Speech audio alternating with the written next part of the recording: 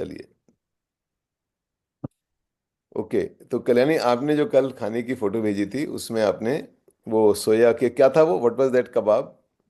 Soya chunks और राजमा और चने की दाल और बेसन डाल के कबाब बनाए थे। हाँ हाँ हाँ। तो वो it's a very healthy way to eat lentils, जो दाल का, क्योंकि हमें प्रोटीन चाहिए होता है। तो हम्म। वेजिटेरियंस के लिए बहुत एक अच्छी ऑप्शन है। ऑफ कोर्स उसके जो इक्विवेलेंट कबाब नॉन वेजिटेरियंस लोग भी बनाते हैं। अब हम्म। एक जो कंसेप्ट है जो हमें समझना होता है वो होता है एजीई प्रोडक्ट्स का। एजीई क्या है? Advance glycated end products. तो एजीई का जो एक कंसेप्ट है वो हमें समझना होता है कि एजीई क्या है एंड हमें क्यों नहीं खाने चाहिए, या नहीं खाना हमेशा पॉसिबल नहीं होता, तो why we should reduce the intake. और अगर हम कर भी रहे हैं तो how we can limit the impact of AGE on the body. तो ये हमें है। तो पहली चीज तो ये समझनी है कि एजीई है क्या। तो एजी जो बनता है, एडवांस ग्लाइकेटेड एंड प्रोडक्ट, ये जितने भी आप, या कार्ब को ले लीजिए, यानी सपोज बिस्किट की बात करते हैं हम एक मिनट के लिए। तो बिस्किट में क्या है?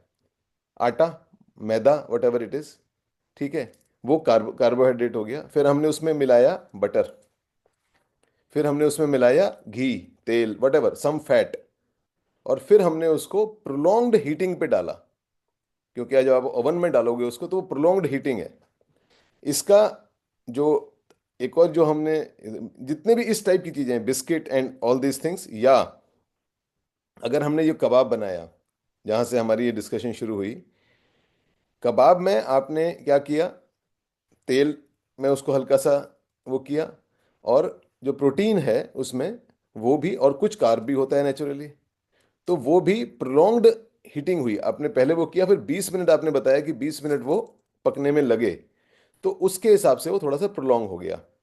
It is not as prolonged as biscuit और डोनट और वगैरह वगैरह।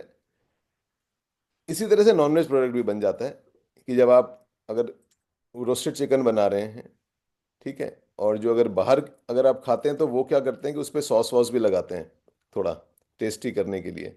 तो उसमें हो सकता है कि हम घर में बनाएं अगर रोस्टेड को, या ग्रिल करें, तो हम हो सकता है कि उसमें हम कोई भी जरा सा भी शुगर ना डालें। लेकिन अगर जब भी आप जरा सा भी सॉस लगाते हैं उसके ऊपर, तो उसमें शुगर में सॉस होती है, तो फिर वो ग्लाइकेशन का हमारा जो प्रोसेस है वो उसमें इंक्लूड हो गया। Otherwise also protein also gets glycated. ऐसा नहीं कि हमेशा शुगर के साथ है, क्योंकि प्रोटीन के साथ फैट आ रहा है। तो वो भी अगर आप उसको प्रोलॉन्ग, जैसे अब हम सीख कबाब बनाते हैं या शामी कबाब बनाते हैं या कोई भी इस टाइप की चीज़ बनाते हैं, तो वो भी एजी को प्रोड्यूस करता है ना। What AG does inside our body, हमारी बॉडी भी अंदर से ग्लाइकेशन करती है। ऐसा नहीं है कि ये कोई बड़ा अनोखा सा प्रोसेस है। बॉडी भी एडवांस ग्लाइकेशन करती है। इसके जो लोग जोकिंगली बोलते हैं कि जैसे हम लोग पैदा पिंक होते हैं और जब तक मरते हैं तब तक ब्राउनिंग हो जाती है ना। तो बॉडी भी पकाती है आपको अंदर से धीरे धीरे। बट हमें इसका इम्पैक्ट बॉडी में रोकना होता है। तो जो एजी के कारण क्या हो रहा है कि आपके बॉडी में ऑक्सीडेटिव स्ट्रेस पैदा हो रहा है, फ्री रेडिकल्स पैदा हो रहे हैं। हमने उस दिन हेल्थ हार्ट हेल्थ के सेशन में बात की थी कि how free radicals affect us. वो सेल के लेवल पे भी हार्म करता है, और जो आर्टीरियल हेल्थ है, हमने उस दिन बात की थी एंडोथेलियम की, ठीक है, तो उस लेवल पे भी हार्म करता है। तो ऑक्सीडेटिव स्ट्रेस पैदा होता है, और उससे आपके जो सेल्स, आर्टरीज, इवन जो आर्टरीज का मतलब क्या है, इट्स नॉट ओनली आर्टरी का मतलब हार्ट की आर्टरी की बात कर रहे हैं हम लोग। हम किडनीज में भी आर्टरीज हैं, क्योंकि किडनीज में भी ब्लड फिल्टर होने के लिए गया। रेटिना में, आंखों में आर्टरीज हैं। सब जगह जहां जहां ब्लड का कैपिलरी वाला एक्शन है वो आर्टरी बन जाएगी ना। तो इन सभी जगहों पे वो डैमेज करता है। तो हमें कोशिश करनी होती है कि एजी प्रोडक्ट को ना खाएं या कम खाएं। वेजिटेरियन डिशेस में वेजिटेरियन के साथ एजी प्रोडक्ट बढ़ जाते हैं, बिकॉज वेजिटेरियन में जैसे आप अगर आप चिकन की बात करते हैं, चिकन में बाहर की तरफ ज़्यादा ब्राउनिंग होती है, अंदर वाइट रहता है। बिस्किट यूनिफॉर्मली ब्राउन होता है। तो ज़्यादा ग्लाइकेशन समोसे में, ठीक है। तो वेजी, और एक और चीज़ है उसका कि ये जो वेजिटेरियन जब ग्लाइकेशन होता है तो वो लो लो लो मॉलिक्यूलर वेट के वो बनते हैं एजी प्रोडक्ट्स। जिसकी एब्जॉर्प्शन ज्यादा होती है बॉडी में। जो नॉनवेज वाले हैं वो हाई मोलिकुलर वेट है उसका, ये लो लो मोलिकुलर वेट है। तो लो मोलिकुलर वेट जो होता है दैट गेट्स एब्जॉर्ब्ड फास्टर। तो वेजिटेरियन के केस में they suffer from high intake of, high absorption of AG products. तो वो हमें थोड़ा सा ख्याल रखना होता है। और कोई आफत नहीं है, कभी कभार में सब चलता है, बट कोशिश करनी, इसीलिए बिस्किट नहीं खाने होते हैं। इसीलिए हम जितनी भी इस तरह की सिक्की हुई चीज़ें होती हैं वो नहीं खाते, या लिमिटेड खाते हैं, मजबूरी में खाते हैं। ऐसा नहीं कि अब बिल्कुल ही नहीं खा सकते हो, ऐसा नहीं होता है। उसके लिए फिर एक और जो उसका तरीका है कि how you can neutralise that. तो जो हल्दी होती है, हल्दी के अंदर जो करक्यूमिन कंपाउंड होता है या विटामिन सी होता है, ये जो एजी प्रोडक्ट्स का जो इफेक्ट आ रहा है बॉडी पे उसको न्यूट्रलाइज करते हैं। That is why we should take vitamin C in some form. जैसे हम आंवला खा लें, नींबू खा लें, एक नींबू का रस पी लीजिए दिन में, नॉट लाइक दैट। सो हम नींबू पानी बना के, या जैसे हम लोग एसी वगैरह पीते हैं तो उसमें हम एक नींबू का रस डाल लेते हैं, आधे नींबू का रस डाल लेते हैं, वट एवर सूट्स यू। ठीक है।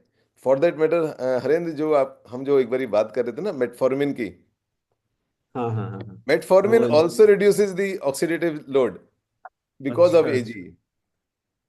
तो इसीलिए मेटफॉर्मिंग, और इसमें एजी से क्या होता है कि अल्टीमेटली जब ये चीज होंगे तो आपकी एजिंग जल्दी होती है, because your organs are being damaged, वो कुक हो रहे हैं ऑर्गन, लाइक एजिंग जल्दी डेविड हो। होगी।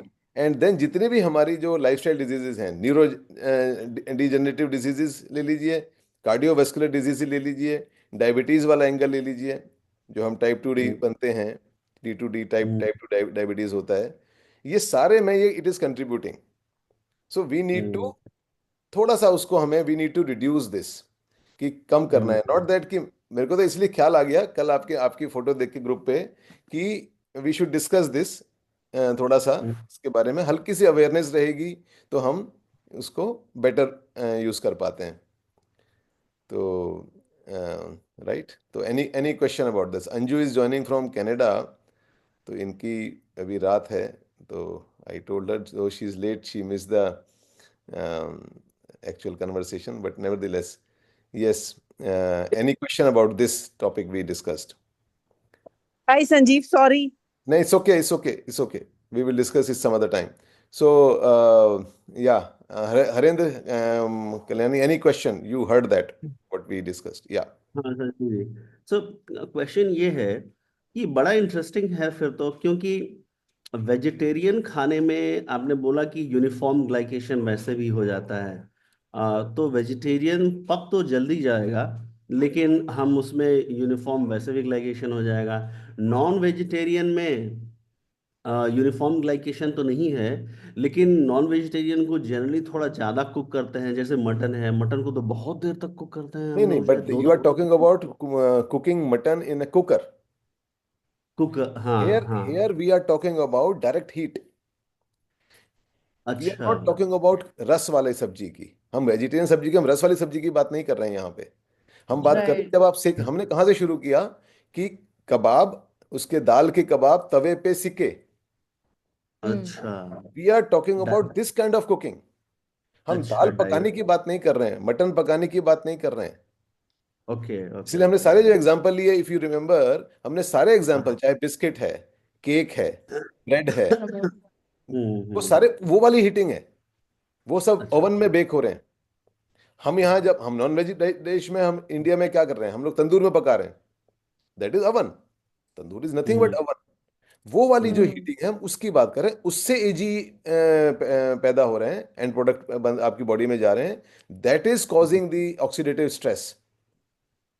ओके। तो या संजीव संजीव जी, तंदूरी रोटियां भी फिर तो मतलब हाँ, लोग इंजॉय तंदूरी रोटी करते नहीं, हैं। देखिए तंदूरी रोटी पहले तो इसमें बहुत इंपॉर्टेंट चीज है समझने के लिए कि ड्यूरेशन क्या है, कुकिंग की हम्म। ड्यूरेशन क्या है। इट हैज टू बी, हमने शब्द यूज किया था प्रोलॉन्ग्ड कुकिंग, प्रोलॉन्ग्ड हाँ हाँ। बेकिंग।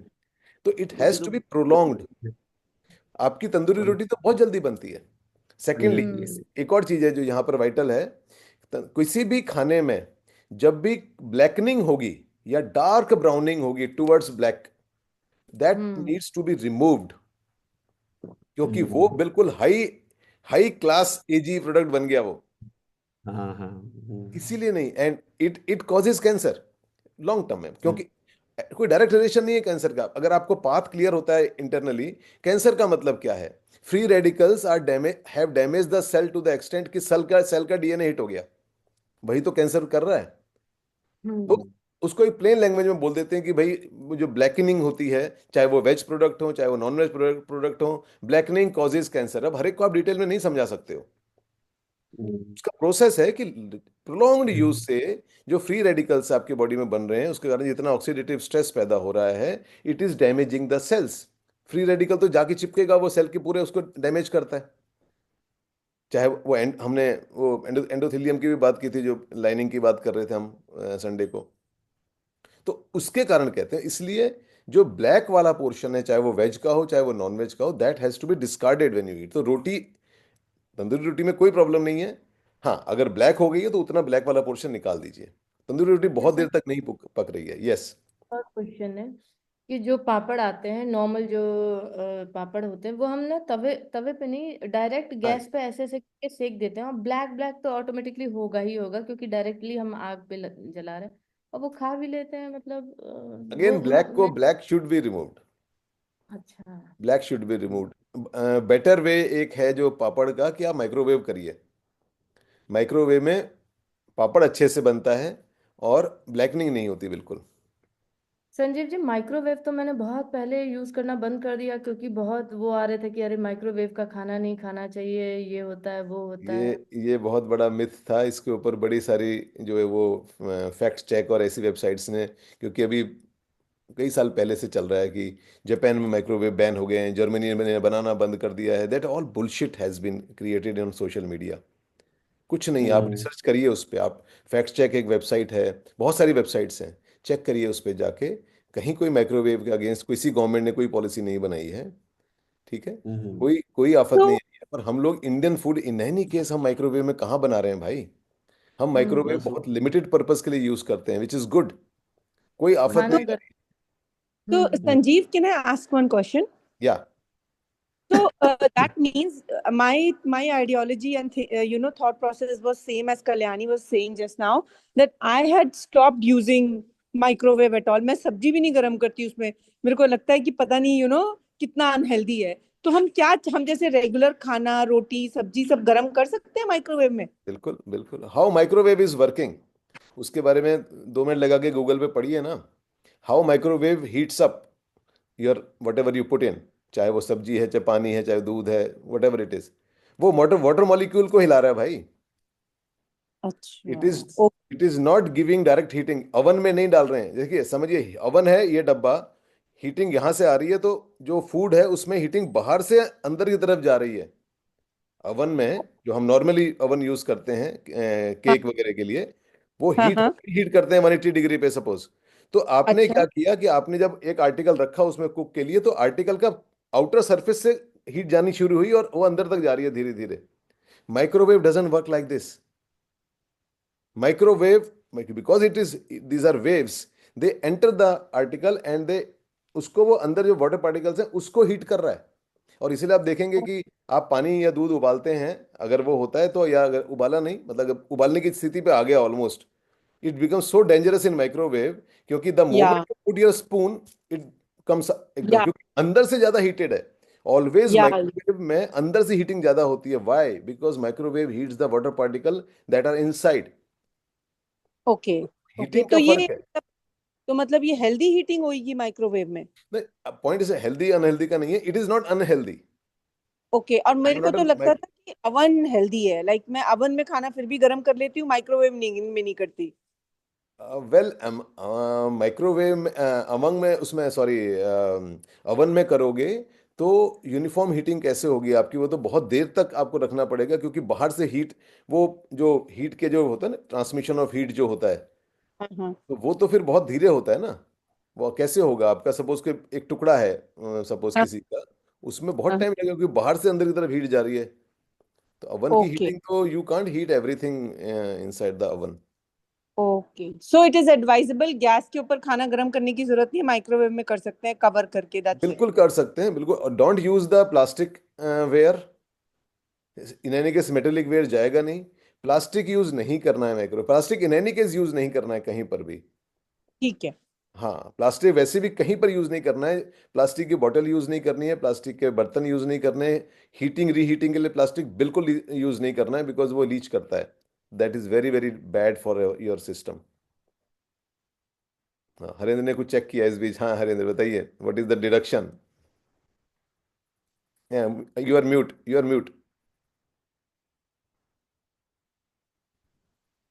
अ, यू आर वही म्यूट। हमने बोला ना कि हम लोग थोड़ा सा वो चेक कर रहे हैं, तो मैं हाँ, वही चैट जीपीटी से पूछ रहा था। तो मैंने पूछा कि does use of microwave oven for cooking cause health issues in long term. तो इसमें बोला है कि the use of microwave ovens for cooking is generally considered safe when used properly. Concerns about long-term health issues are often based on misunderstandings or misinformation. Here is what the research and science say. Microwaves use non-ionizing radiation, which does not have enough energy to damage DNA or cause cancer.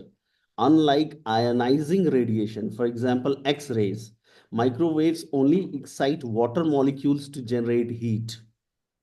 Properly that is what functioning. We were discussing Harendra. हाँ मैंने हाँ, बोला आपने that is यही what we बोला were था। Discussing. Microwave की हाँ हीटिंग वाटर मॉलिक्यूल के को हिलाता है, वो उससे हीटिंग होती है। हाँ हाँ। Properly functioning microwave ovens do not leak harmful radiation. Regulatory standards ensure their safety. और न्यूट्रिएंट रिटेंशन वगैरह भी हो जाता है। प्लास्टिक्स एंड कंटेनर्स वो है वहां पे। Using non microwave safe plastic containers can release harmful chemicals such as. Actually इसमें क्या है, दिस इज लिटिल डिबेटेबल। इसको हाँ। बाद में और डिटेल में पढ़ लीजिएगा आप। ओके। ये बहुत जगह हमारा ये आता है कि माइक्रोवेव सेफ प्लास्टिक। हम्म। ठीक ना, दैट जैसे कि एक वो चलती थी, बीपी। सम बॉटल का होता था कुछ, वो एक प्रोडक्ट में भूल रहा हूँ अभी। बड़े चले थे वो उसके, व्हाट वाज दैट उसके। Tupperware, Tupperware. हाँ, टपरवेयर। टपरवेयर। तो उसके बर्तन भी, कटोरियां भी, पता नहीं क्या क्या आता हाँ। था उसका। नाउ हाँ। अंडरस्टैंड, जिसको ये कहा जा रहा है कि माइक्रोवेव सेफ प्लास्टिक, वो क्या चीज है? ठीक है, कोई भी प्लास्टिक सेफ नहीं है माइक्रोवेव या किसी भी हीटिंग के लिए। आप प्लास्टिक के बारे में फिर पढ़िएगा बाद में। ठीक है, आप टेकी हैं। प्लास्टिक जब भी एक सर्टेन टेम्परेचर से ऊपर जाएगा, लीच करेगा। तो सेफ का मतलब क्या होता है? जैसे हम ये बोलते हैं ना कि ये सेफ लिमिट है। ठीक है, सेफ लिमिट हम बोलते हैं, ये सेफ लिमिट है। दैट डज नॉट मीन ना, अगर सपोज किसी चीज की लिमिट 80 है, कि 80 तक सेफ है, उसके बाद अनसेफ है, राइट? तो अगर 90 है तो people will say this is unsafe, and 70 है, इट इज सेफ। ना व्हाट डिफरेंशिएट्स दिस लाइन? कैसे आप बना रहे हैं 70 वाली चीज? How it is safe while 85 और 90 is unsafe? It is just the matter of degrees. It is unsafe. 70 is also unsafe. Only thing is your body can resist that. Body can fight that bullshit for a reasonable time. आप immediately बीमार नहीं पड़ोगे। That becomes the safe limit. तो इसलिए safe का बड़ा ये understand करना जरूरी है कि सेफ ऐसा नहीं होता है। जो चीज अनसेफ है, जो चीज खराब कर रही है, वो खराब कर रही है। तो plastic hits the nutrition or whatever of the food if you microwave it or you heat it, direct indirect whatever heat you are using। तो प्लास्टिक को यूज नहीं करना है। कांच करिए, बोरोसिल के कांच के बर्तन आते हैं, बहुत अच्छे बर्तन आते हैं। और सेरेमिक भी चलता है। सो वो उसमें यूज करिए। Why to use that? तो plastic product otherwise also we have reduce the use of plastic. हम कभी ट्रैवल में जाते हैं तो हम कभी बिस्लरी की बोतल लेके पी लेते हैं, that's a different thing. But घर में वो पीछे देखिए वहाँ रखी हुई है steel bottles. We don't use plastic at home, ideally one should not. तो any other question regarding this? तो संजीव जी, अगर अवन में भी खाना गर्म करते हैं तो 10 to 15 मिनट्स मतलब खाना गर्म करना कांच के बर्तन में सेफ ही होगा? अवन मीन्स किसके, माइक्रोवेव ओवन की बात कर रही हो या? Microwave, microwave. नहीं नहीं, 10 से 15 मिनट तो लगेंगे ही नहीं तुम्हें खाना गर्म करने में, कल्याणी। कोई भी आपकी जो डिश होती है, वो अगर आप उसको गर्म करने में you don't use the full power. हम जब हीटिंग करते हैं तो फुल पावर माइक्रोवेव की यूज नहीं करते हैं। नॉर्मली 80% 70% में ठीक ठीक गर्म हो जाता है। तो मुझे नहीं लगता कि कोई भी पूरा, अगर आपका इतना बड़ा जार भरा हुआ है, it will take more than 2 minutes, 2.5 minutes to heat that up. आप कुक नहीं कर रहे हैं, you are reheating that. 10-15 minute की जरूरत नहीं पड़ती है। That is okay, that is okay. Microwave is not bad as it has been, you know, told to people, and this is all misinformation. Who does it, I और know. Oven use कर सकते हैं Sanjeev ji, oven हाँ को अगर cake मतलब simple चीजें बनानी हो हाँ अच्छा हाँ, तो यूज। बनाइए, ऐसा कुछ नहीं है, बिकॉज कई सारी चीजें अवन में बनती हैं अच्छी। ठीक है, तो अवन में बनाइए, बट बी केयरफुल कि जो ब्लैकनिंग है वो हटाइए, कम करिए, उसका यूज कम करिए। Don't go for the bakery products कि आप घर में, क्योंकि नेचुरली हम होममेड ब्रेड बना लेते हैं, चलिए, क्योंकि ब्रेड बन जाती है घर में। No, hmm. Bread is bad. अब वो होममेड है या बाहर के घर के, फायदा इतना ही हो रहा है कि घर वाले में प्रिजर्वेटिव्स नहीं डल रहे हैं शायद, बाहर वाले में प्रिजर्वेटिव्स डलेंगे, that will kill your microbiome.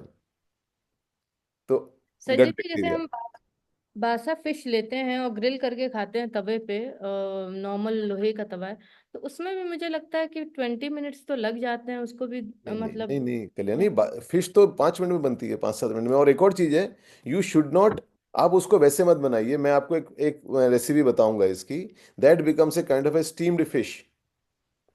वो रैप करके बनती है, उसमें डायरेक्ट उस तरह से कांटेक्ट नहीं आता है। ठीक है, there are ways to do that, and कभी कभार खाने में कोई प्रॉब्लम नहीं है भाई। आप कौन सा रोज ग्रिल्ड ग्रिल्ड फिश खा रहे हो तवे पे 15 मिनट लगा के?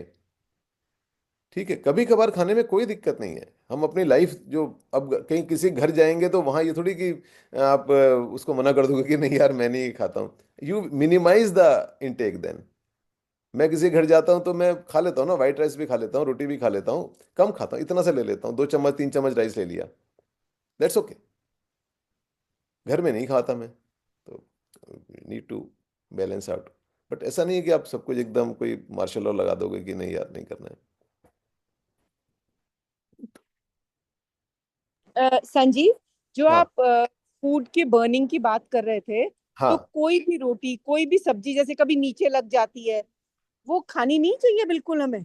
नहीं ब्लैकनिंग हो गई ना, ब्लैकनिंग हो गई तो अवॉइड करिए। तो जो हम बोलते हैं ना ऊपर ऊपर से, जैसे मम्मी बोलती है ना ऊपर ऊपर से उतार लो, उसको थोड़ी कुछ हुआ है। नहीं नहीं, ऊपर ऊपर से मीन्स देखिए, जो नीचे का सरफेस, अगर सब्जी नीचे लग गई कभी हाई हीट के हाँ कारण, हाँ तो जो जो हाँ लेयर आपकी नीचे के सरफेस पे चिपकी हुई है उसको खरोच के मत निकालिए, हाँ, ऊपर से उतार ऊपर लो से ले बस। लीजिए। What is the problem? ऊपर वाला चीज ठीक। तो उसमें कुछ हुआ ही नहीं ना, ना ग्लाइकेशन हुआ है ना कुछ हुआ है, कुछ भी नहीं हुआ है। तो ठीक है। ये, और बाकी जहां तक इसकी बात है कि बेसिकली आप इसको इस ढंग से समझिए, जो कल्याणी का भी प्रश्न था कि जो फिश को घर में बनाना है या कोई भी इसे ओवन यूज करना है, खाने को ओवर टेस्टी, देखिए, खाने को ओवर टेस्टी मत बनाइए। जैसे कितनी बारी हम क्या करते हैं ना, हम लोग सॉसेजेस लगाएंगे, सॉस लगाएंगे उसके ऊपर, सॉसेस। ठीक है, डिफरेंट टाइप के हर सॉस में शुगर आती है किसी ना किसी फॉर्म में, चाहे वो आपको समझ में आए या ना आए, क्योंकि शुगर बहुत सारे सीडोनिम से आती है। जो जितने भी पैकेज प्रोडक्ट हैं, सब में शुगर डिफरेंट फॉर्म में आती है। तो हमें पता नहीं चलता कि शुगर है, क्योंकि वो लिखते नहीं है।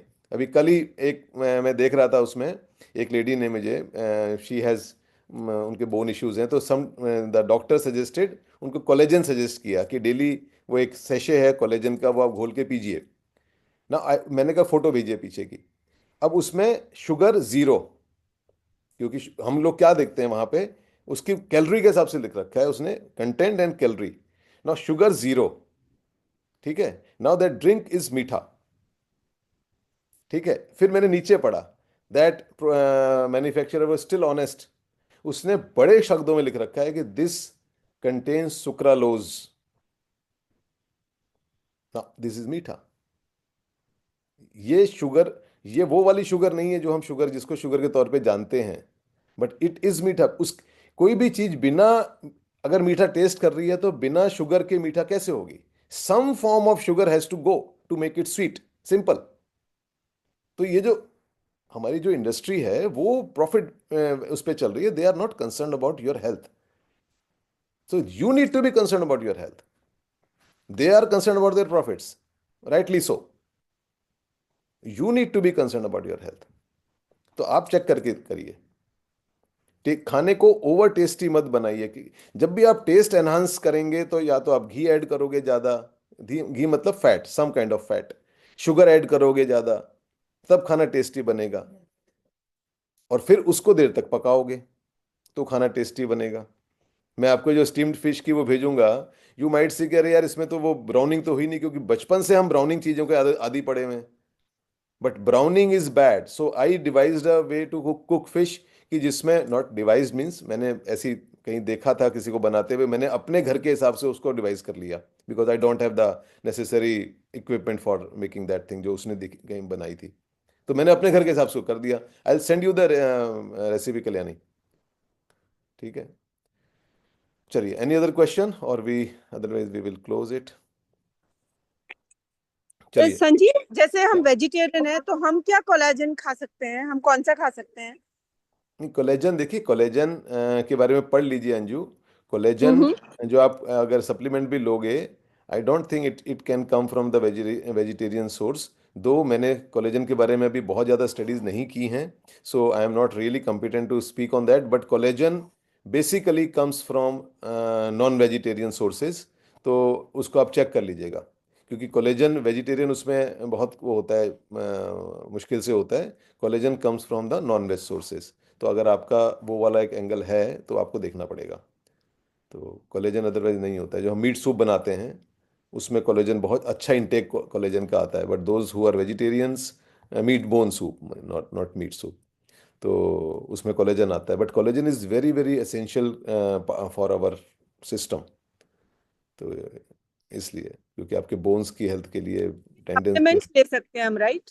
सॉरी, सप्लीमेंट्स ले सकते हैं उसके? Supplement, you have to see कि सप्लीमेंट में कहां से आ रहा है, because if you are okay with taking non veg supplement, I mean No, no, supplement coming no. From non veg source, then it's okay. Otherwise if the that thing is there, belief system does not allow you, then, इसीलिए मैं कह रहा हूं कि just don't blindly take the collagen, check where it is coming from, क्योंकि बाद में क्या होगा, आपकी बॉडी माइंड उसको फिर वो रेसिस्ट करेगा, रिवोल्ट होगा, डजंट वर्क, राइट। तो चलिए, ठीक है, we will close this and we will set the, हम डे के लिए करते हैं थोड़ा 2 मिनट अपना आंखें बंद करके बैठेंगे। ओके, सो कंफर्टेबली बैठिए और क्लोज योर आइज।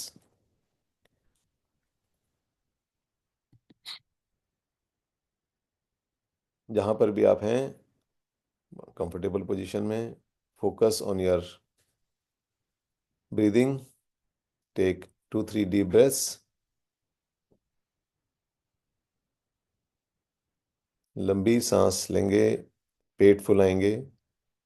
लंबी सांस, deep breathing means when your stomach is protruding out, that is deep breathing. तो 2-3 लंबी सांस, और अपनी अटेंशन बॉडी पार्ट्स पे लेके जाएंगे, starting from the toes, feet. उसको बोलेंगे रिलैक्स होने के लिए। If you just tell the body part to relax, it relaxes. Ankles, your calves, knees. Just try to feel it from inside, or just have a look at that body part without opening your eyes. Your thighs, hips, waist, your hands, fingers, palms, top of the hand. Just have a look at it without opening the eyes. Your forearms, elbows, lower back, middle back, abdomen, sides of the abdomen, upper arms, chest, upper back, shoulders. Focus on your shoulder muscles, tell them to relax. Your neck, chin, lips, cheeks, ears, nose, eyes, eyelids, back of the head, top of the head, and come to the forehead. Focus on the point between the two eyebrows.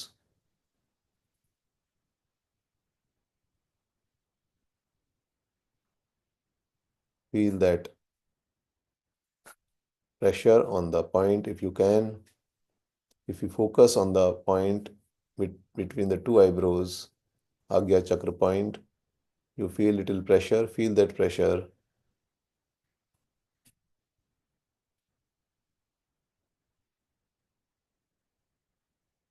While feeling the pressure, focus on your breathing once again. Breath पे focus रखिए.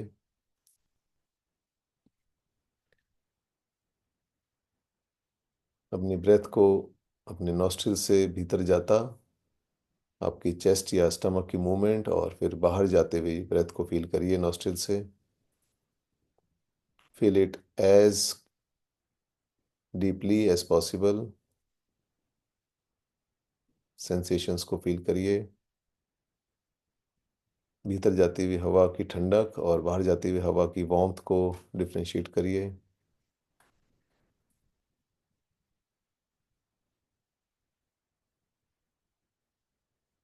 अपना ध्यान वापस अपनी माथे पे, point between the two eyebrows.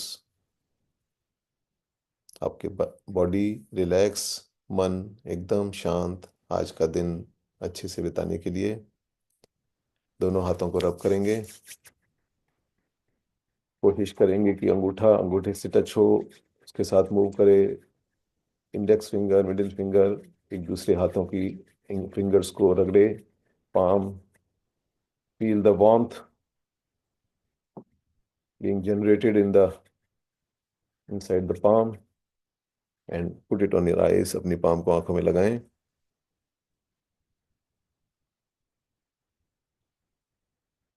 अपने साथ अच्छा बिहेवियर रखेंगे.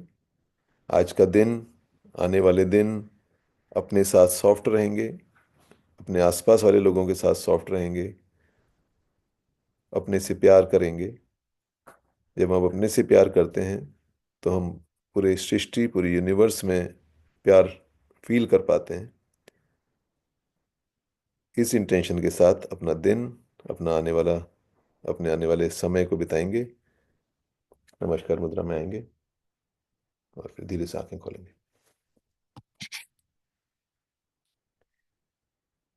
ओके, तो चलिए. We are less than a minute now. चलिए, good to see you Anju. चलो, okay, take care, have a good day. And Anju, good night. Bye bye. Yeah bye. Bye bye bye bye. नमस्ते. Bye, नमस्कार.